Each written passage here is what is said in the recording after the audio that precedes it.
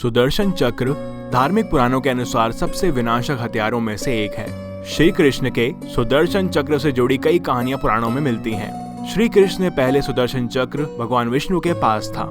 जैसा कि हम सभी जानते हैं कि श्री कृष्ण भगवान विष्णु के 8वें अवतार थे। भगवान विष्णु के पास से यह चक्र श्री कृष्ण के पास पहुंचा था। सुदर्शन चक्र के बारे में भागवत पुराण में वर्णित है कि यह चक्र किसी भी खोई वस्तु को खोज लाने में सक्षम था। वहीं इसे सबसे अधिक विध्वंसक भी माना जाता था, जिसे भगवान श्री कृष्ण द्वारा क्रोधित होने पर दुर्जनों के संहार के लिए उपयोग किया जाता था। लेकिन क्या हुआ जब सुदर्शन चक्र को अपने ऊपर अभिमान हुआ? उन्होंने हनुमान जी को भी रोकने की कोशिश की। क्या परिणाम हुआ, आइए जानते हैं इस वीडियो में। मगर उससे पहले आप हमारे चैनल को सब्सक्राइब जरूर करें और बोले जय बजरंगबली। तो धार्मिक कहानी इस प्रकार थी। एक दिन श्री कृष्ण अपनी द्वारिका में रानी सत्यभामा के साथ सिंहासन पे विराजमान थे और उनके निकट ही गरुण और सुदर्शन चक्र भी उनकी सेवा में विराजमान थे। बातों ही बातों में रानी सत्यभामा ने व्यंग्यपूर्ण लहजे में पूछा, हे प्रभु, आपने त्रेता युग में राम के रूप में अवतार लिया था। सीता आपकी पत्नी थी, क्या वे मुझसे भी ज्यादा सुंदर थी?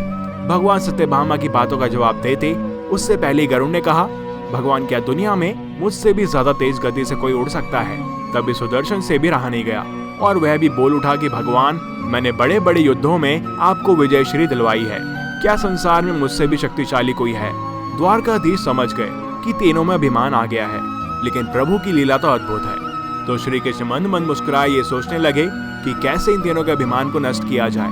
तब भगवान ने फैसला लिया और गरुण से बोले कि गरुण, हनुमान को बुला लाओ, उनसे कहना कि भगवान राम माता सीता के साथ उनकी प्रतीक्षा कर रहे हैं। गरुण भगवान की आज्ञा लेकर हनुमान को बुलाने के लिए उड़ चले। इधर श्री कृष्ण ने सत्यभामा से कहा कि देवी, आप सीता के रूप में तैयार हो जाएं, और स्वयं श्री कृष्ण ने राम का रूप धारण कर लिया। तब श्री कृष्ण ने सुदर्शन चक्र को आज्ञा देते हुए कहा कि तुम महल के प्रवेश द्वार पर पहरा दो और ध्यान रहे कि मेरी आज्ञा के बिना महल में कोई भी प्रवेश ना करने पाए। सुदर्शन चक्र ने कहा, जो आज्ञा भगवान। और भगवान की आज्ञा पाकर चक्र महल के प्रवेश द्वार पर तैनात हो गया। गरुड़ ने हनुमान के पास पहुंचकर कहा कि हे वानर श्रेष्ठ, भगवान राम माता सीता के साथ द्वारका में आपसे मिलने के लिए पधारे हैं। आपको बुला लाने की आज्ञा है। आप मेरे साथ चलिए, मैं आपको अपनी पीठ पर बैठाकर शीघ्र ही वहां ले जाऊंगा। हनुमान जी ने उनसे कहा कि आप चलो, मैं आता हूँ। गरुड़ ने मन ही मन विचार किया कि हनुमान जी तो विरुद्ध हो चले हैं, ये कैसे जल्दी पहुंचेंगे। जिसके बाद हनुमान जी के कहने पर गरुड़ द्वारका के लिए उड़ चले। लेकिन जैसे ही वो महल में दाखिल हुए, गरुड़ के होश उड़ गए। उनके सामने हनुमान विराजमान थे, जो उनसे पहले ही महल में पहुंच गए। यह देखकर गरुड़ का सिर लज्जा से झुक गया। तभी श्री राम के रूप में श्री कृष्ण ने हनुमान से कहा कि पवन पुत्र, तुम बिना आज्ञा के महल में कैसे प्रवेश कर पाए?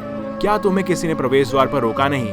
हनुमान ने हाथ जोड़ते हुए सिर झुकाकर अपने मुंह से सुदर्शन चक्र को निकालकर प्रभु के सामने रख दिया।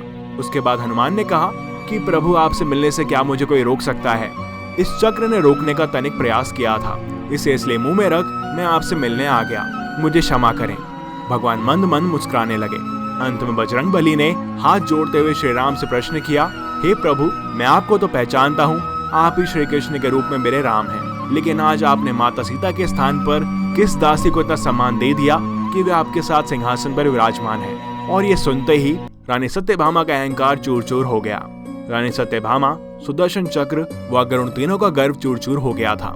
वे भगवान की लीला समझ रहे थे। तीनों की आंखों से आंसू बहने लगे और वे भगवान के चरणों में झुक गए। भगवान ने अपने भक्तों के अहंकार को अपने भक्त हनुमान द्वारा ही दूर किया। अद्भुत लीला है प्रभु की। इतना ही नहीं, बजरंगबली ने बहुत से लोगों का घमंड तोड़ा है।